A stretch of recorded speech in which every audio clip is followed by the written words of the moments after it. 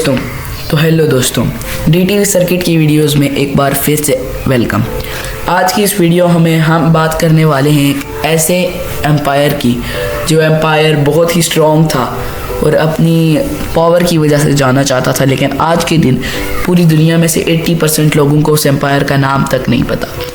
तो दोस्तों, आज आपको मैं उस एम्पायर के बारे में सारे डाउट्स उस एम्पायर के बारे में क्लियर करने वाला हूँ। उम्मीद तो करूँगा कि आपके सारे डाउट्स क्लियर हो जाएंगे। ना हुए तो शर्माना नहीं है, कमेंट में बता देना है, ठीक है। मैं एक और वीडियो बना दूंगा, मैं कमेंट्स भी पढ़ता हूँ, ठीक है। मुझे कोई इतने ज़्यादा कमेंट्स नहीं आते, तो इसलिए कमेंट्स में बता देना, ठीक है। तो बात करते हैं सबसे पहले न्यूबियन एम्पायर क्या था। न्यूबियन एम्पायर एक प्राचीन तहजीब थी जो नाइल रिवर के आसपास था, जहां आज के सूडान और इजिप्ट हैं। इस तहजीब का अपना कल्चरल, लैंग्वेज और गवर्नमेंट सिस्टम था। न्यूबियन एम्पायर की शुरुआत कैसे हुई? ये एम्पायर नाइल रिवर की वजह से बना, जो फार्मिंग और ट्रेड के लिए ज़रूरी था। यहाँ के लोग फर्टाइल ज़मीन और रिसोर्सेज का फ़ायदा उठाने लगे और धीरे धीरे एक ऑर्गेनाइज्ड एम्पायर बनाने लगे। न्यूबियन एम्पायर के लोगों की रोज़ाना ज़िंदगी कैसी थी? इनका ज़्यादा वक्त फार्मिंग, ट्रेड और रिलीजियस एक्टिविटीज़ में गुजरता था। घरेलू ज़िंदगी शांति और समृद्धि वाली थी और लोग अपने फैमिली और कम्युनिटी के साथ कनेक्टेड रहते थे। न्यूबियन एम्पायर कल्चरल और आर्ट कैसा था? इनका आर्ट और कल्चरल काफ़ी एडवांस था। स्कल्पचर, ज्वेलरी और पेंटिंग में ये माहिर थे। आपने मंदिरों और घरों को डेकोरेट करते थे, जो उनके रिलीजियस बिलीव्स और सोसाइटी का दर्पण था। न्यूबियन और इजिप्शियन एम्पायर कल्चरल के बीच क्या फ़र्क था? न्यूबियंस और इजिप्शियंस में सिमिलरिटीज़ भी थी, जैसे पिरामिड्स और रिलीजन, लेकिन न्यूबियंस का अपना यूनिक स्टाइल था और ट्रेडिशंस थे। न्यूबियंस काफ़ी ज़्यादा अपने लैंड और कल्चर से कनेक्टेड रहते थे। न्यूबियन एम्पायर की इकोनॉमी कैसी थी? ये इकोनॉमी ट्रेड और एग्रीकल्चर पर डिपेंड करती थी। न्यूबियंस गोल्ड और आयरन का एक्सपोर्ट करते थे, जो उनका मेन रिसोर्स था। न्यूबियन और इजिप्शियन के रिश्ते कैसे थे? कभी ये दोनों दोस्त होते थे और कभी दुश्मन। ट्रेड और कल्चरल एक्सचेंज होती थी, लेकिन पावर के लिए कंपटीशन भी था। न्यूबियन एम्पायर की इम्पोर्टेंट किंग्स कौन थे? कश किंगडम के बहुत सारे राजा मशहूर थे, जैसे किंग पिए और ताहरका, जो अपने पावरफुल रूल और मिलिट्री स्ट्रेंथ के लिए मशहूर हैं।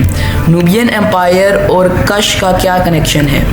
कश न्यूबियन एम्पायर का एक हिस्सा था जो नाइल के साउदर्न एरिया में था। ये लोग पावरफुल वॉरियर्स और ट्रेडर्स थे। न्यूबियन एम्पायर की मिलिट्री कैसी थी? उनका मिलिट्री सिस्टम ऑर्गेनाइज्ड और पावरफुल था। न्यूबियन वॉरियर्स अपने आर्चरी स्किल्स के लिए मशहूर थे और इनके जो टोटल सोल्जर्स की तादाद थी वो थी 50,000, लगभग 50,000। न्यूबियन और रोमन एम्पायर का क्या रिश्ता था? रोमन्स और न्यूबियंस में कभी वार हुई और कभी पीस ट्रीटी भी हुई। न्यूबियंस ने अपनी लैंड और कल्चरल को प्रोटेक्ट करने की कोशिश की। न्यूबियन एम्पायर का रिलीजन क्या था? ये लोग बहुत रिलीजियस थे और अपने गॉड्स और एंसेस्टर्स की पूजा करते थे। पिरामिड्स न्यूबियन कल्चर का क्या पार्ट है?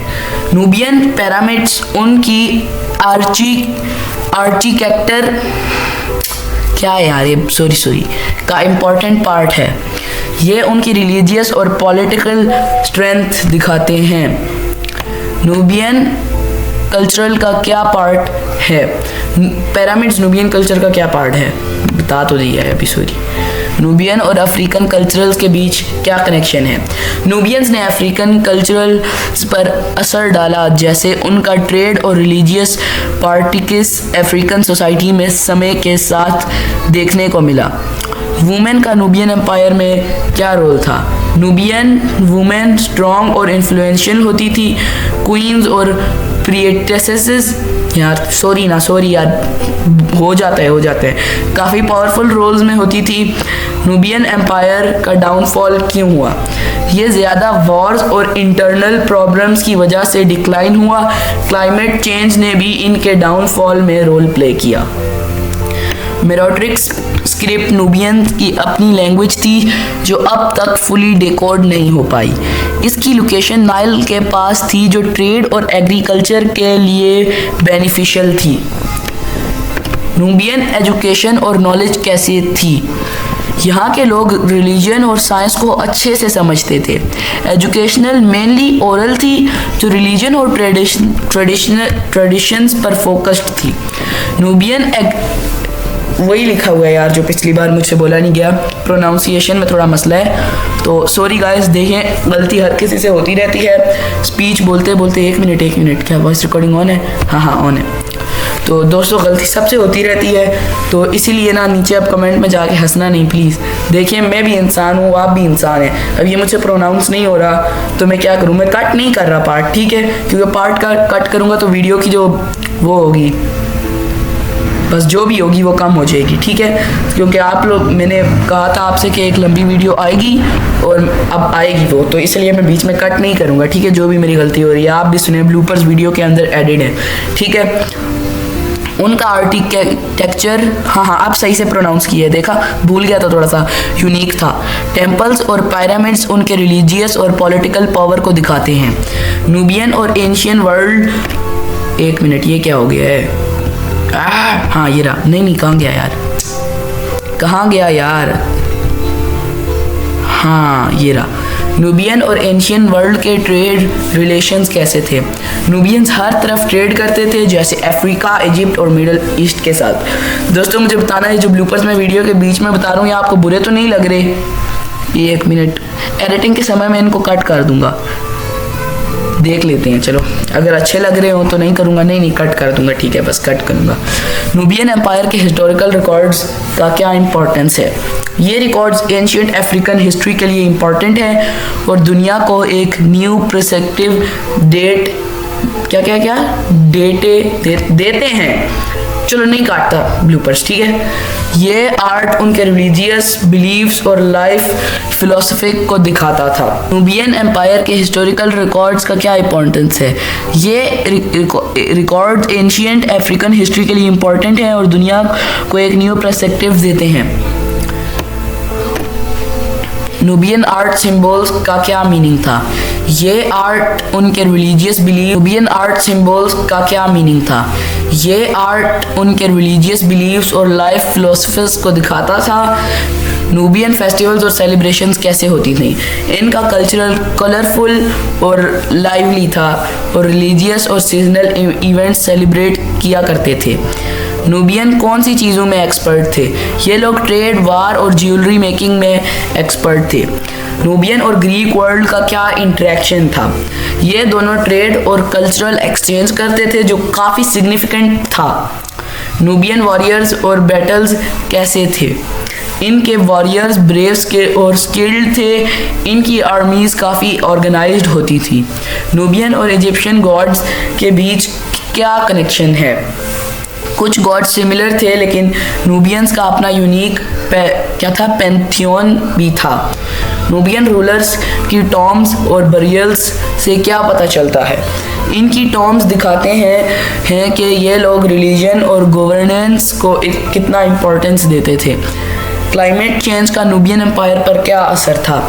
जलवायु पर, यार इसको मैंने मना किया था हिंदी के लफ्ज़ नहीं लिखने की वजह से फार्मिंग और इकोनॉमी को नुकसान हुआ, ठीक है।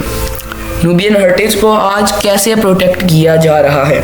म्यूजियम्स और आर्कियोलॉजिकल एफर्ट्स नूबियन हेरिटेज को सेफ रखते हैं। नूबियन एम्पायर सूडान की आइडेंटिटी का पार्ट कैसे बनी? सूडान नूबियन कल्चरल को अपनी पहचान और टूरिज्म के लिए यूज़ करता है। नूबियन इतिहास का अफ्रीकन और ग्लोबल हिस्ट्री में क्या रोल है? ये एक प्रूफ है कि एंशिएंट अफ्रीका काफ़ी एडवांस्ड और इंटरकनेक्टेड था। नूबियन हिस्ट्री के पर्सपेक्टिव कैसे बदले हैं? पहले नूबियंस को अंडर एस्टिमेट किया गया लेकिन अब इनकी वैल्यू समझी जा रही है। नूबियन एडेप्टेबिलिटी और रिजलाइंस से क्या सीख मिलती है? हमें सीख मिलती है कि चैलेंजेस कैसे फेस करना चाहिए और कैसे अपने रूट से कनेक्टेड रहना चाहिए। नूबियन एम्पायर क्यों भुला दिया गया? कॉलोनियल ब्यास और वेस्टर्न नैरेटिव्स नूबियन अचीवमेंट को छुपा दिया, लेकिन आज नूबियन एम्पायर की इंपॉर्टेंस रिकग्नाइज हो रही है। दोस्तों ये वीडियो मैंने अपने ब्लूपर्स दिखा दिए आपको, ठीक है। मुझे पता है बुरे लग रहे थे, बट अगली वीडियो से मैं ऐसा नहीं करूँगा, क्योंकि अब तो मैंने ब्लूपर जो आपको दिखा दिए, अगली वीडियो से मैं कोई गलती नहीं करूँगा। I am really sorry for that. तो दोस्तों आज की वीडियो में इतना ही। अगर आपको वीडियो पसंद आई है तो please make sure to subscribe and like. दोस्तों इस वीडियो में आपने मेरा दूसरा फेस भी देखा, लेकिन अगर दोस्तों आप मेरे असली दोस्त हैं, मतलब जो मेरे साथ स्कूल में पढ़ते हैं, वो अगर मेरा चैनल देख रहे हैं तो उनको मेरा असली फेस पता है, ठीक है। बाय, मैं आपसे नेक्स्ट वीडियो में मिलूंगा।